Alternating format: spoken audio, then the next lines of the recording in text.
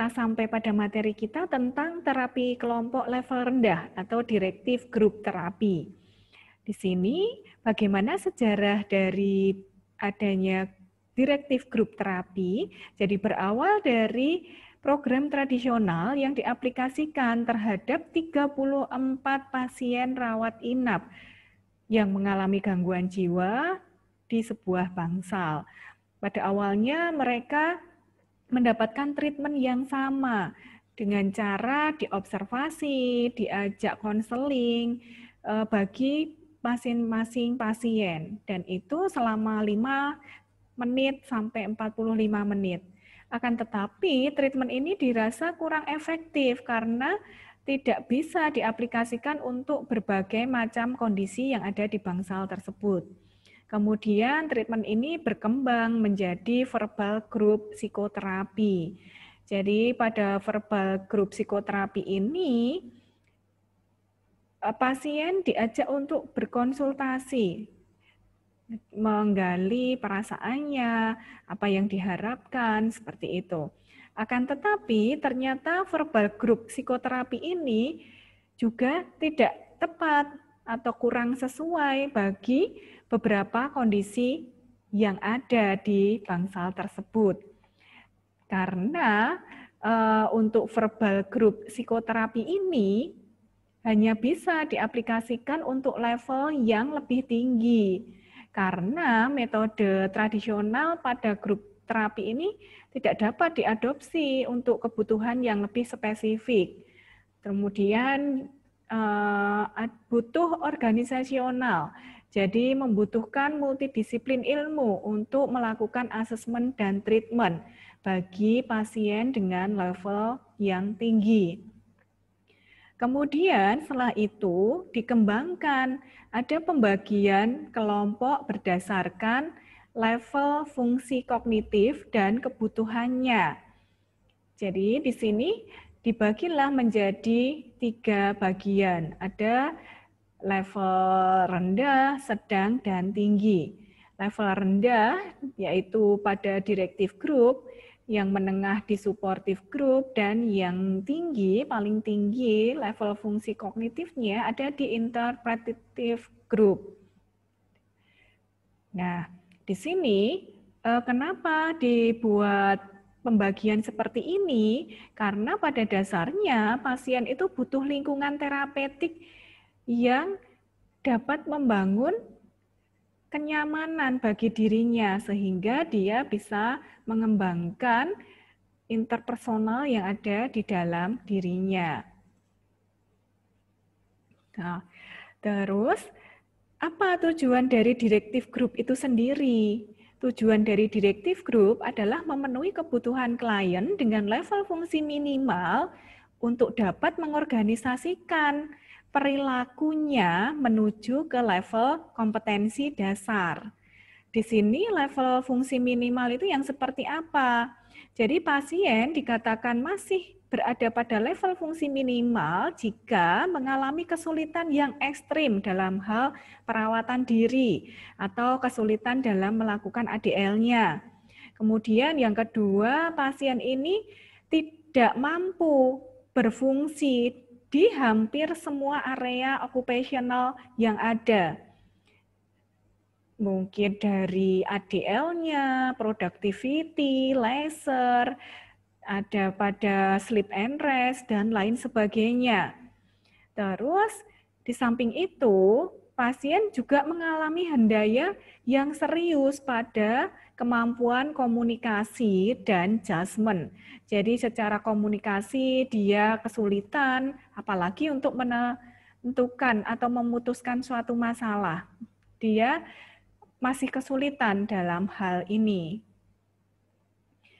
Nah, terus sekarang mau ditingkatkan kemana? Ditingkatkan ke level kompetensi dasar, yaitu kemampuan klien pada tujuan kelompok dalam aktivitas. Jadi di sini harapannya klien itu nanti akan mampu berpedoman pada tujuan kelompok dalam aktivitas. Terus yang kedua, mampu mengikuti instruksi sederhana, mampu berinteraksi dengan orang lain, mampu mempertahankan percakapan sederhana dengan tidak keluar dari tema yang sedang dibicarakan, dan mampu memiliki konsentrasi yang cukup untuk berpartisipasi di dalam tugasnya. Terus, apa yang dimaksud dengan direktif? Direktif sendiri dapat diartikan sebagai cara aktif dan suportif dari pemimpin kelompok dalam mendesain lingkungan agar tiap anggota dapat berpartisipasi secara maksimal. Jadi di sini peran pemimpin atau terapis itu nanti sangat besar sekali dalam membentuk atau membangun kohesivitas kelompok terapi tersebut. Jadi di sini terapis diharapkan bisa membangkitkan arousal dari anggotanya agar anggotanya mampu berpartisipasi secara maksimal. Nah, kita tilik dulu tentang pengertian dari grup. Grup sendiri merupakan sekumpulan orang yang memiliki tujuan sama, dan hal ini hanya tercapai melalui interaksi dan kerjasama antar anggotanya. Nah, merujuk dari pengertian ini, maka therapeutic group dapat diartikan sebagai grup kecil yang saling berhadapan, di mana grup ini didesain untuk menghasilkan perubahan perilaku bagi masing-masing anggotanya. Jadi pada therapeutic group ini atau grup terapi ini nanti pesertanya atau anggotanya tuh hanya sekitar 6-10 orang. Jadi grupnya itu kecil-kecil. Mereka nanti berada dalam satu tempat, diposisikan saling berhadapan sehingga diharapkan akan terjalin interaksi antar satu anggota dengan anggota yang lain. Oke.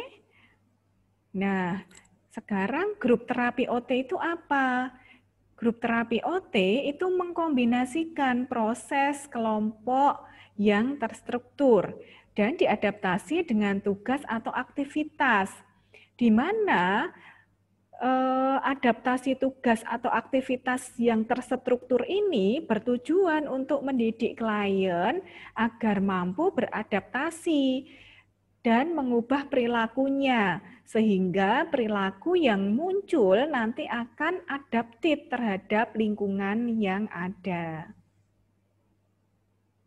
Oke, sekarang bagaimana komponen dari directive group itu sendiri?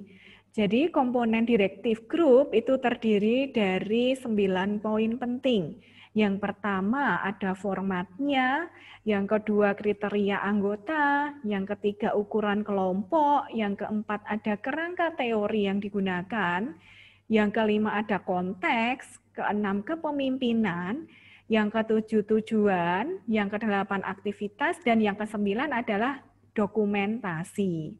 Kita lihat satu persatu, di sini ada format. Format dari directive group ini sendiri seperti apa? Jadi formatnya adalah anggota ini bertemu 5 hari per minggu, jadi dapat diasumsikan setiap hari. Hampir setiap hari dalam 1 minggu mereka ini bertemu, melakukan proses terapi, yang mana waktu dan tempatnya ini dibuat secara rutin. Jadi ini rigid sekali, tidak berubah-ubah. Misalnya waktunya kalau terapi itu jam 9, ya nanti jam 9 terus. Tempatnya di mana? Misal di ruang rehabilitasi OT. Ya nanti setiap jam 9 di ruang rehabilitasi OT itu akan dilakukan directive group. Dan waktu pelaksanaannya kurang lebih 45 menit. Dengan urutan aktivitas, yang pertama adalah orientasi, yang kedua perkenalan, kemudian dilanjutkan dengan pemanasan.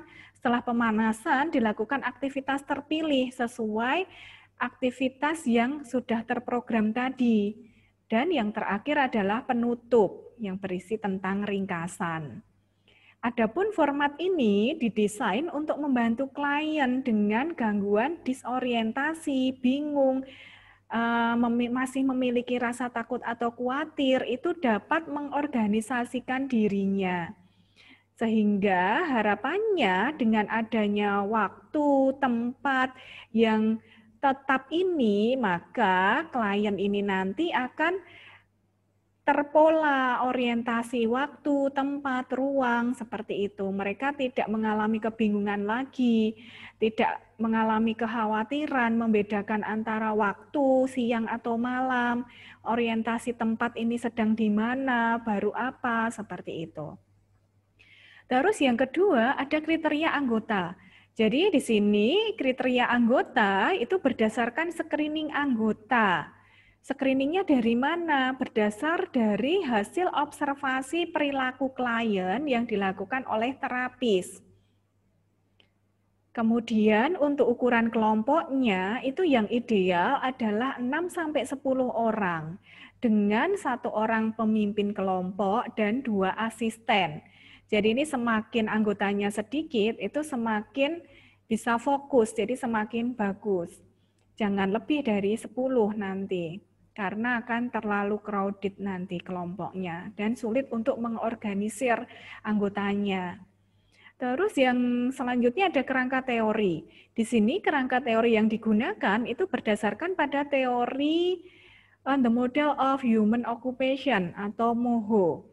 Di mana pada teori ini secara garis besar adalah membantu mengkonsepkan level fungsi individu dan memproses level tersebut berdasarkan proses terapeutik yang berlangsung.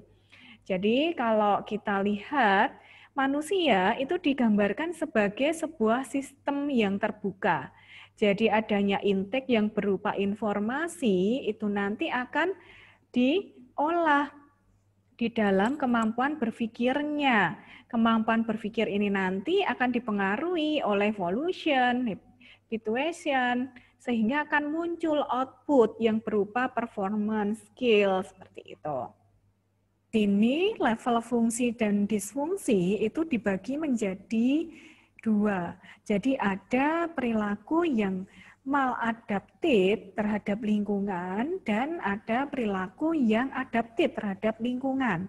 Jadi di sini perilaku yang maladaptif itu terdiri dari helpness. Jadi di sini pada helpness ini individu atau manusia itu mengalami gangguan performan yang berat, bahkan total. Jadi di sini ditandai dengan adanya personal causation yang kurang, tidak adanya interest, value, perannya juga sangat minim, habituation-nya tidak terorganisasi dengan baik, sehingga skill yang muncul itu sangat rendah sekali. Skill atau kemampuan kerjanya itu sangat minim sekali.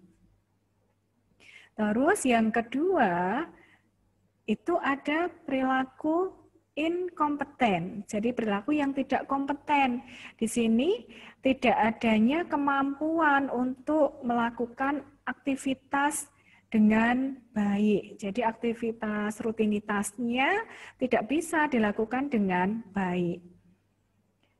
Biasanya pada inkompeten ini mengalami kemunduran pada personal causation-nya dan terjadi impairment atau hendaya pada interest, value, role, habit, dan kemampuan sosialnya. Dan yang ketiga ada perilaku yang tidak efektif, inefisiensi. Di sini terjadi penurunan atau ketidakefektifan dari performan yang ada. Jadi adanya interest, value, role yang tidak sesuai, tidak efektif. Dari adanya ketiga perilaku maladaptif ini diharapkan bisa dirubah menjadi perilaku yang adaptif di atasnya ini. Jadi dari yang helpness, yang membutuhkan bantuan itu menjadi yang eksploratif. Jadi mampu menggali interest-nya, mampu menggali value yang ada di dalam dirinya, sehingga nanti bisa memunculkan atau menghasilkan inovasi dalam melakukan keterampilan kerjanya, atau bisa meningkatkan skill yang dimiliki. Terus perilaku yang kedua dari inkompeten ini nanti ditingkatkan menjadi perilaku yang kompeten. Jadi perilaku yang kompeten ini merupakan perilaku yang sesuai dengan apa yang menjadi tuntutan kehidupannya. Jadi hasilnya apa nanti? Ya, keterampilan ini dikembangkan dan diorganisasi dengan baik sesuai dengan habitnya yang dimiliki. Terus yang ketiga dari ketidakefektifan ini dibangun menjadi perilaku yang achievement atau berprestasi lah gitu. Jadi di sini merupakan manifestasi dari performanya. Jadi peran performanya seperti apa? Pada achievement ini, kemampuan yang dimiliki itu bisa sesuai dengan standar, bahkan bisa melebihi dari standar yang diharapkan. Jadi tingkatnya excellent. Terus, hierarkinya untuk treatment dari yang tidak efektif menjadi efektif, dari perilaku maladaptif menjadi adaptif, itu diantaranya yang pertama itu pada level eksploratory. Eksploratory ini didesain untuk membantu klien mengembangkan kemampuan dasarnya, jadi basic skill-nya, yaitu ya bisa melalui aktivitas exercise group, school program, atau bahkan dengan directive group. Terus yang kedua, pada level grup kompeten, ini didesain untuk membantu pasien itu mewujudkan keterampilan, mengidentifikasikan tujuan, interest, dan kebutuhan yang sesuai. Jadi di sini terapis bisa melibatkan pasien untuk membuat keputusan atau menentukan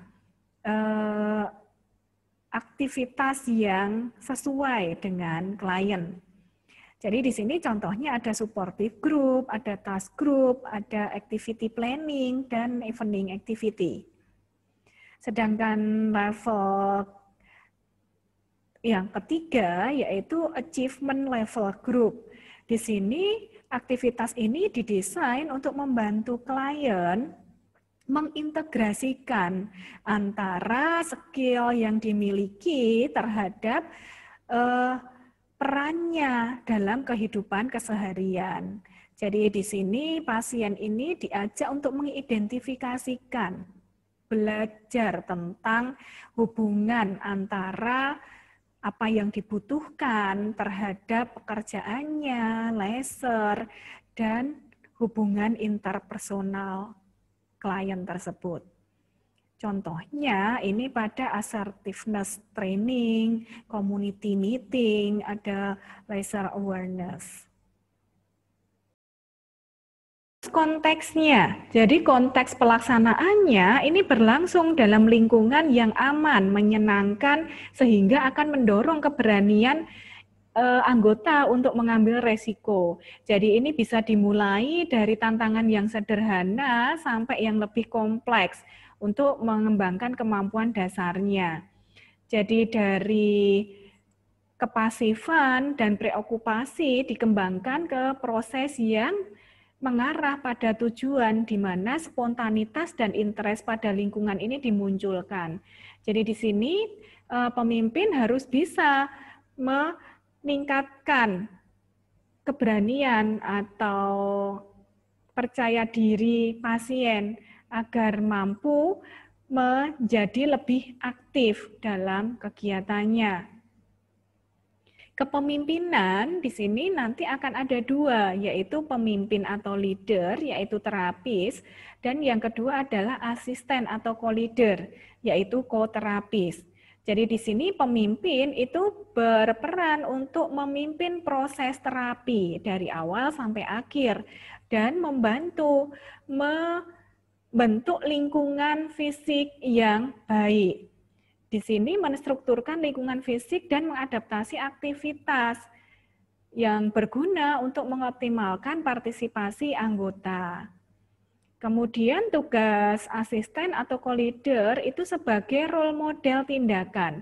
Jadi nanti berperan sebagai pemberi contoh untuk aktivitas yang dilakukan, memberikan dorongan interaksi, memberikan contoh perilaku yang aktif dan kooperatif terhadap anggotanya. Adapun tujuannya ada 4 tujuan kelompok dan 10 tujuan individu. Jadi di dalam tujuan directive group ini nanti akan terbagi menjadi 4 tujuan kelompok dan 10 tujuan individu. Tujuan kelompok ini bertujuan untuk mendorong kohesivitas kelompoknya. Adapun tujuan individu itu untuk membantu pemenuhan terapi yang lebih spesifik bagi tiap anggota. Kemudian untuk aktivitasnya di sini meliputi berbagai macam permainan, kerajinan, aktivitas gerak, ini bisa berupa olahraga atau aktivitas gerak dan lagu yang melibatkan gerakan fisik. Terus ada latihan komunikasi terstruktur yang diadaptasi untuk keterampilan dasar klien dan menyesuaikan kebutuhan klien untuk mengembangkan kemampuan kognitif, motorik, dan interaksi sosialnya. Jadi ini aktivitas yang Anda berikan ya bisa berupa aktivitas tugas, misalnya menyelesaikan kerajinan tangan secara berkelompok, membuat table manner secara berkelompok, atau aktivitas yang berupa permainan yang dilakukan secara berkelompok, yang mana di sini nanti pada setiap aktivitas harus mengandung unsur interaksi sosial antar satu dengan yang lainnya. Bisa saja nanti lempar tangkap bola atau mungkin menggiring bola secara bergantian atau estafet seperti itu. Terus dokumentasi di sini berisi evaluasi yang dilakukan setiap selesai sesi terapi dengan skala 4 penilaian tujuan kelompok. Sedangkan kemajuan tujuan individu ini nanti ditulis dalam cat individu tersendiri. Pasien dikatakan discharge jika memenuhi tujuan dalam skala nilai. Jadi kalau secara nilai pasien ini sudah memenuhi standar, maka pasien ini bisa discharge dari directive group. Kita mulai dulu dengan mengidentifikasikan klien.